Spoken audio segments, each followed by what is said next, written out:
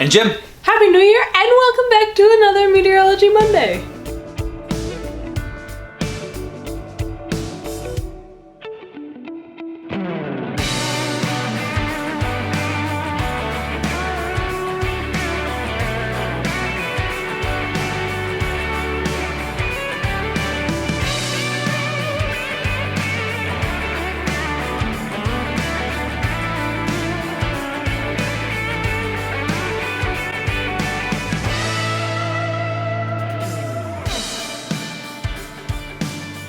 What are we talking about today? Today we are going to talk about the challenges of winter weather forecasting.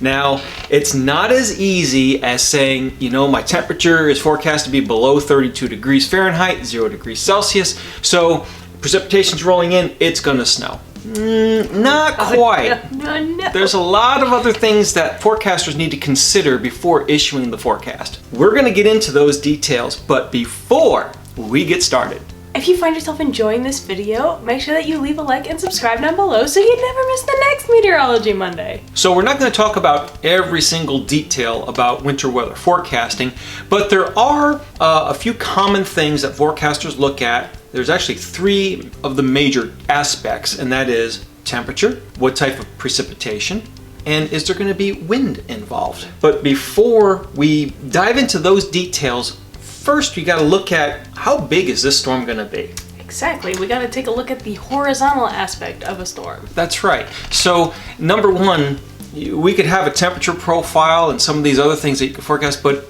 if the storm's not going to roll over you, it really doesn't matter, right? So you got to make sure, forecasters have to take a look and make sure that the storm is actually going to impact the area. So they look at the areal extent and determine whether, yes, this is going to impact us. Now, how strong is this storm going to be? Will it continue to build? Is it maturing? Is it fading away? What's it doing? And that'll let them know, okay, this is really going to impact our area. So the horizontal aspect of it is very, very important. Now, what comes with that is the next part, and that is the vertical aspect. Now, the vertical aspect has to deal with the temperature profile in the lowest layers of the atmosphere. So I've got an excerpt from the National Weather Service in Jackson, Mississippi that lays this out pretty well. I'm going to read it to you right now. The challenges of winter weather forecasting go beyond predicting when it will snow or how much snow will fall. At times, determining the type of precipitation is an even bigger forecast challenge, especially in the south where warmer air can reside further up in the atmosphere. Precipitation type with winter weather is largely related to the temperature profile in the atmosphere, basically between the ground and about 20,000 feet up. Typically, it gets colder as you go up in elevation, but sometimes there can be a warm layer of air that gets wedged between the ground and the clouds. This will have an effect on the melting, freezing processes of precipitation. So SparkNotes version, if you live in the southeastern part of the United States of America, there's always going to be a warm nose and it's never going to snow, and it's going to be a very disappointing winter like we've just had because it's just rained for 3 days and there's not a drop of snow or ice outside. This is where Editing Kayla goes, boop, and then we cut to a different clip because that's not completely true. Although there is truth to that and feelings to go with that, that's not true the entire time. It might be a little dramatic. It might be a little skewed and biased because of disappointment, but there is some truth to it. But yes, being down in the south, we do have what's called a warm nose, and I think we talk about that topic in one of our other videos, or maybe even the School of Weather. So we'll leave that topic for another time. Editing Kayla can put that in the description below. But basically, we'll just say a warm nose is just a warm layer of air, warmer air relative to the ground that gets pushed in the lower layers of the atmosphere, gets pushed over your area. And we're going to take a look at a profile here, and you'll see what the warm nose looks like. So let's go ahead and take a look at this image and start on the right-hand side. Here you can see that we have regular clouds at the top, snowing in the middle, there's that cold air, and the precipitation that falls is snow. The cold air makes it so that none of it ever melts into rain or freezing rain, so you just get a regular snowstorm. So here would be a classic example of the entire temperature profile, the vertical profile of the atmosphere over your area being all below 0 degrees C or 32 degrees Fahrenheit. So precipitation that forms, it'll be snow, and it'll continue to be snow as it falls all the way to the ground. Exactly.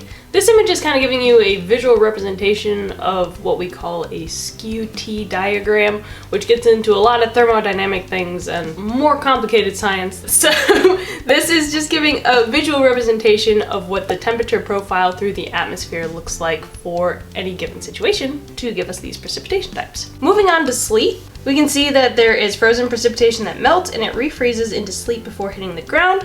So here you'll have cloud, it snows, it hits a tiny little warm layer where it melts, but not enough to stay rain. It goes back through a thick layer of cold air and freezes into ice pellets. By the time it hits the ground, we call it sleet. So in this vertical temperature profile, you've got below freezing, and then it warms to near freezing, or maybe slightly above for a very small layer, and then it drops again to a thicker layer that's below freezing again. Can you tell who liked thermodynamics in school? I loved it. I loved it. Our next precipitation type is freezing rain. Here again we have the clouds, it is snowing. The snow hits this warm air layer, which is a thicker layer of warmer air than for our sleet profile. And as the snow goes through that, it melts into rain, and then as the rain falls, it can freeze onto cold surfaces as a sheet of ice. This is due to the air at the surface being cold enough to have, like, say, your grill or an elevated, like, outdoor patio set. These are still below zero in their temperature, so when the rain hits it, it freezes back up. That's right. Freezing rain is a really complex situation. There's a lot of stuff that goes into freezing rain. Well, take it away, thermodynamics expert. Tell us about the skew-T and all the things. So just adding to what Kayla's already mentioned, so if you imagine the higher level being below freezing, so you've got your snowflake. So now it comes through a warmer layer, that snowflake melts, it becomes a raindrop, and it continues to fall through that thicker layer. Now, the lower layer of the atmosphere closer to the ground is below freezing. Yes. So the surfaces, bridges, metal objects, cars and grills and everything that you mentioned, those are below freezing. So this raindrop now goes through back into a below freezing part of the lower layer of the atmosphere and then hits these surfaces that are below freezing. So that raindrop freezes on contact, which is why it's called freezing rain. So that vertical profile, it's got to set up just right to get that. And the wonderful sign, bridge ice before road. That's right, bridge ices before road. That's where it comes from. And the reason is because the road is in direct contact with the ground, which could be above freezing, so that heat translates up from the ground. And it could be just a relative warmth, 32, 34, 36 degrees, as opposed to being elevated where colder air can be under the bridge and on top of the bridge, and so the bridge surface could be below freezing. Give us the last one. The last one is everybody in the South's favorite. It is called rain. This is where your hopes and dreams are full of, snow and, okay, I'll dig this. We'll get into the science over here. So in a regular rain example for a winter event, you have the clouds, which are producing snow up top because that layer of the atmosphere is cold enough. However, the lower layer of the atmosphere is not. It is way too thick of a warm layer, and as the snow falls, it melts into rain, hits the ground as rain. Usually in these situations, the ground and everything around it is pretty much above freezing across the board. So there's not really a chance of getting any mix of freezing rain or sleet with this. It's just rain all the way. That's right. And a lot of times a very cold rain. Very cold, very dreary. It could be 33 degrees. You think it might snow. It's like, it's borderline. No, it's 33 degrees. It's gonna, and the atmosphere above it is 34, and there's no chance. And you get what we had the past week. That's right. So there you have kind of an overview of the vertical aspect and how much that impacts the forecast. So you have the aerial extent, how much of the precipitation is coming in, but then you need the vertical profile to determine, is it going to be an all snow event? Is there going to be a warm nose? Are we going to get a little bit of sleet? Is it going to change to freezing rain? Is it going to change over to all rain? Is it going to change back over to all snow after the front goes by and there's still moisture in the air and the temperature column cools down below freezing? There's a lot that goes on to winter weather forecasting. It's very complex. Yeah, I guess we should also throw in here the term warm nose comes from that skew-T diagram again, where that little nose of the temperature profile peaks into the above freezing parts. So that is visualized here with the orange warm air, and it's a sliding scale here. So between snow and rain, it's a very gradual, you know, like a triangle shape here. So if you have this warm air even move just a little bit out of your area or into your area, you can go pretty quickly from snow to freezing rain. And not only that, you could also get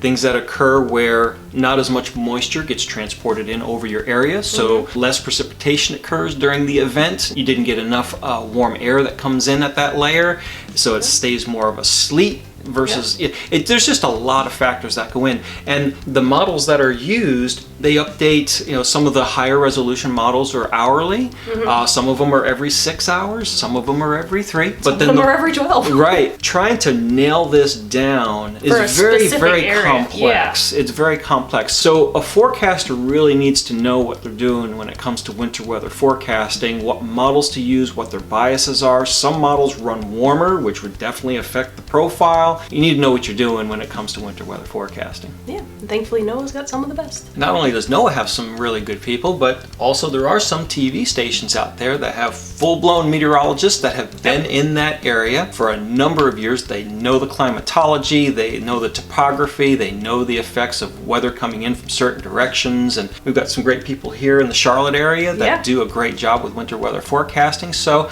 you know, check them out as well. And last but not least, we have to talk about wind. So when we talk about wind, we're not necessarily talking about how it affects the precipitation type, but more along the lines from a public forecast kind of view. Here's your temperature, here's the precipitation, and here's the wind. Will it produce a wind chill? Do we have enough wind and cold enough temperatures that this wind is going to be something to consider for the public? Do we bundle up or not? Let's take a look at another excerpt from the National Weather Service in Jackson, Mississippi about wind chill. Wind chill is the air temperature the skin feels when it is exposed to the wind. The wind chill is dependent on air temperature and wind speeds.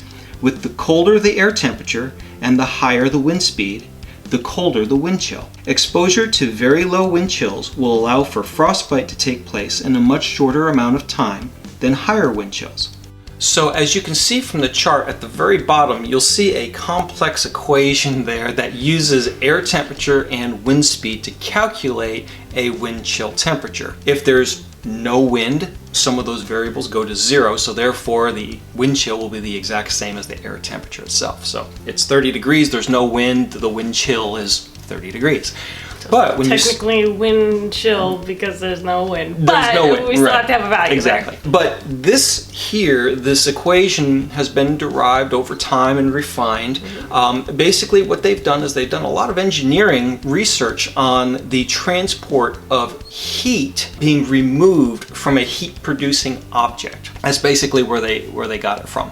So that's where this calculation is from, and the rate at which something can cool down or the amount of heat that's transferred away is used by this equation. Now, we'll preface this by saying, does this apply to inanimate objects? A car, a grill, things along that line.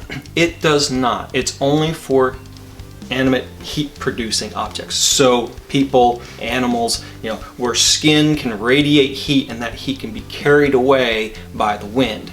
So the temperature of the car is 30 degrees and the wind's blowing at 30 miles an hour, the car is going to remain 30 degrees. It's just the temperature, the ambient temperature of what it is around itself. Right. But when a person steps out in the 30 degrees and then there's a 30 mile an hour wind, that wind is going to be carrying that heat off the person.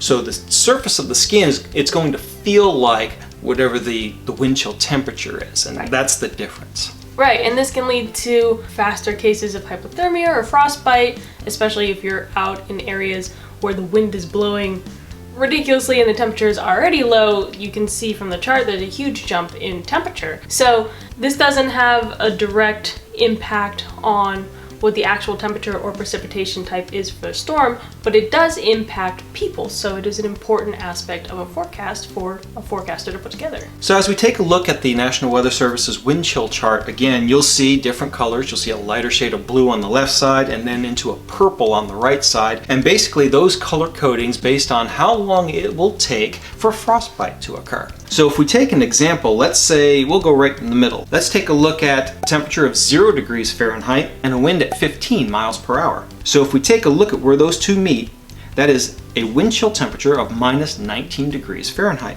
And if you take a look at the color coding below, minus 19 degrees Fahrenheit, based on their calculations, is roughly about a 30-minute time frame for frostbite to set in to exposed skin. Taking a look at another example, if we look at a temperature of minus 20 degrees Fahrenheit, and we look at a wind of 20 miles per hour, and where those two converge, it looks like it's a wind chill temperature of minus 48 degrees Fahrenheit, which converts to being a frostbite time frame of about 10 minutes.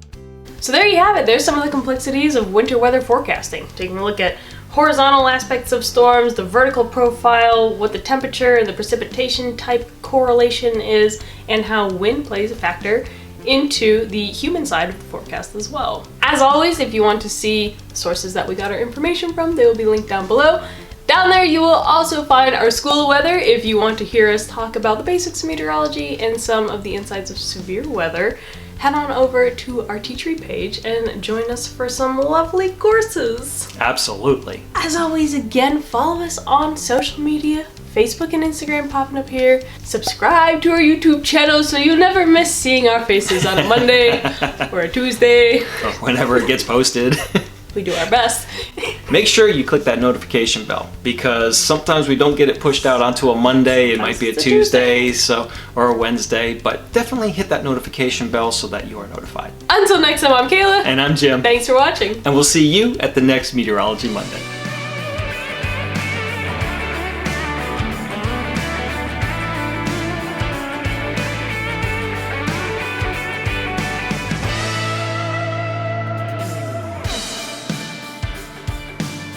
We are rocking and rolling. All right. Call us Green Day.